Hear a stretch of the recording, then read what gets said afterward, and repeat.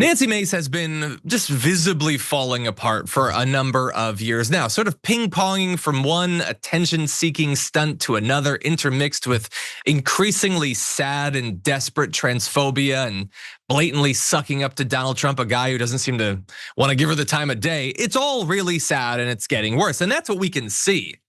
A journalist went and talked to her former staffers and found out even worse stuff. This is Jake LaHutte of New York Magazine. One former staffer said she's not okay. There's nothing here I can point to and say, oh, this is normal. Looking at the floor speech, we'll talk about the floor speech he's referencing there. And what went on there, it's very clear that that was the breaking point to me, because you've now gone from standing up for people, whether rightfully, wrongfully, performative or not, you were on this mission. And now this is about you. The whole frame shifted and she centered herself in it all. That's when it became apparent to me that this is broken. Others said things like she's deteriorated and it sucks. One said something's broken, the motherboard's fried, we're short circuiting somewhere. And another said, went to work for her, super excited, then said, after 6 months, I was like, man, this is one of the worst people I've ever met. I'm going to move back to South Carolina. Bear in mind, this is a person who went to work for her, presumably knowing who she was and what she stood for and what she did. And they were surprised that she was a piece of work in person. So they also referenced some like sort of recurring patterns working with Nancy Mace, knowing her, talking to her behind the scenes. She told her staff she wanted to go down to the House floor and get punched in the face by rioters on January 6th, exclusively so she could get more media attention. In a staff handbook, she outlined quotas for getting on cable news and local TV, at least 1 to 3 times per day for national outlets and 6 times per week across South Carolina's media markets, so she could build her brand as National Nancy. That's what she called herself, National Nancy. And she wants to be on the news 3 times a day. You're a representative, you have a job to do. You should be going to hearings, you should be talking to experts, doing constituent services, attending votes. You want to do 3 news hits every day and then also local news too? It was never about the work, it was always about building herself up and also taking advantage of the people around her. Evidently, staffers say that Mace would command them to bring her liquor after midnight to keep parties going at her home, which is technically an abuse of her office according to House rules. And that they say that she made her aides clean multiple properties she was renting out on Airbnb instead of paying for a maid, which is definitely not their job to do. But I've saved the most humiliating part for last. In addition to reportedly having her staff create burner accounts to defend her online, Mace allegedly instructed a staffer to go on Reddit forums about the quote, hottest women in Congress to boost her standing in the rankings and comment where needed. Mace was quote, very adamant about getting the staffer to upvote any posts about the Congresswoman and her attractiveness, according to a second former staffer. So 2 separate sources said, you're to go online and pretend to think that I'm hot. That's your job now. You need to convince other people, gaslight them into thinking that I've got it going on. And that is just all this. Like, I know she's a politician, Yaz, and they're always up their own ass and everything. They're always looking to the next job. They don't take their actual obligations seriously or anything.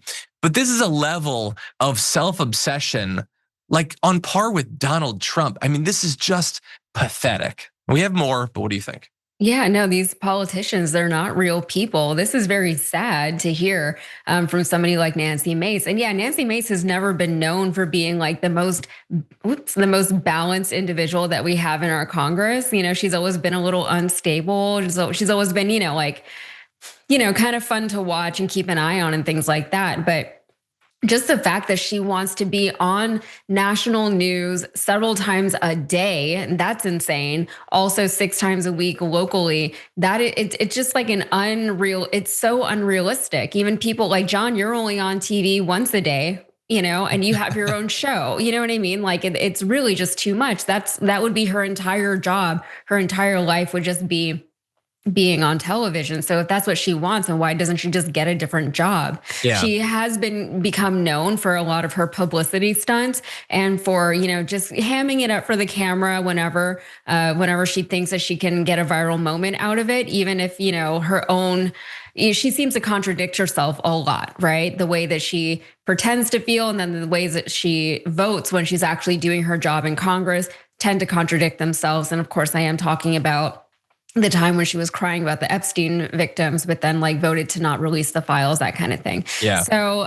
Nancy Mace she's going to continue to be this person. It's up to the people of South Carolina to not continue to vote her into office anymore if this is the kind of things that she's prioritizing as one of our leaders in this country. Yeah, well, it looks like she's probably going to lose this race. She has slid down the polls ever since Airport Gate, which is another ridiculous, embarrassing scandal I won't relitigate today. And even like the really serious stuff, like the hearing, the floor speech they were talking about earlier, is when she made public accusations against her ex-fiance for having committed a number of crimes of drugging and raping her and other women. A lot of stuff that we don't know for sure if it's true, but if it's true, it's super serious. But like it weirded out her staff because none of it had anything to do with the government. Like she was doing all of this on the House floor, and it's serious, but you talk to the police. Like it seems strange. And I don't know. Again, maybe we'll find out, if there's he denies the allegations, obviously. We'll find out about that, but I don't know. But this stuff, in the meantime, it's just like, even like you're not a politician who has earned this level of eccentricity. You're just strange. Why would you don't need to be on the media that much. You need to be actually talking to your constituents. And the thing that gets me is the expecting the staff to go online and vote her as the hottest or whatever. And like politicians are self-obsessed, but this is ridiculous. I mean, you referenced that like I'm on TV. I would never ask my staff to go online and vote me the hottest. It shouldn't be necessary. There are 3,000 people watching this stream. All of you should be doing that. My producers shouldn't have to take time out of their busy days to do that. Get on Reddit and call me a hottie.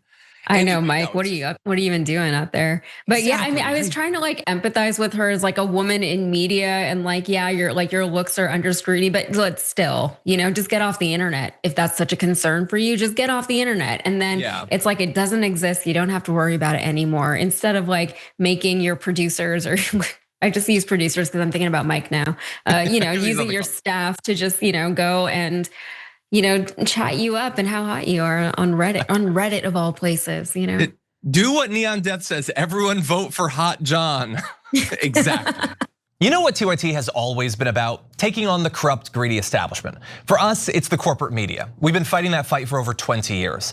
For the cell phone industry, it's the same story. A handful of massive corporations ripping you off. That's why we're partnering with Noble Mobile. They're the only wireless company with the same mission as ours, to fight back. Their Noble plan offers unlimited data for just $50 a month. But here's the best part. For any data that you don't use, you get cash back. Real money you can spend however you want. Stop letting your unused data pad the pockets of billionaires. With Noble, you take control over your data. And by switching to Noble, you're directly supporting TYT in our mission of bringing you honest, independent news. So give Noble a try and make the switch today. Scan the QR code on the screen now or visit go.tyt.com/plan. That's go.tyt.com/plan. Exactly. And also, like I've always tried to, like, I don't like that people focus as much as they do on the physical attractiveness of really any politicians, but obviously 90% of it is the female politicians. But this is her desperately wanting them to do that. You're moving in the wrong direction, everybody.